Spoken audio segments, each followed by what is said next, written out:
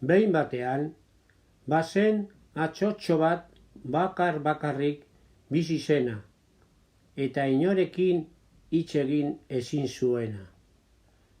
Egun osoa ematen zuen josten eta esaten zuen: beti josi eta josi, bat amaitu eta bestea hasi. Gau batez, aurrera!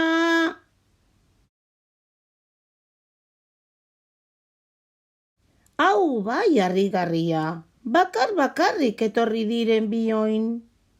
handik lasterrera, Aurrera! zabaldu atea eta bi oinen gainean jarri ziren, bizango luze sartu ziren, Hau bai harrigarria, eta josten jarraitu zuen. Handik pixka batera, zabaldu atea eta zangoen gainean jarri zen, gorputz zabal bat sartu zen. hau bai harrigarria. Zabaldu atea eta besoei erantzi zitzaizkien bi esku haundi sartu ziren. Hau bai harrigarria. Atea zabaldu eta buru handi bat sartu zen.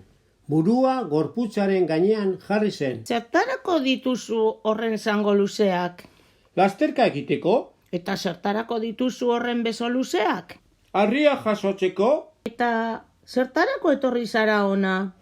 zurekin hitz egiteko, eta oso pozik jarri zen atxotxoa bazuelako norekin hitz egin.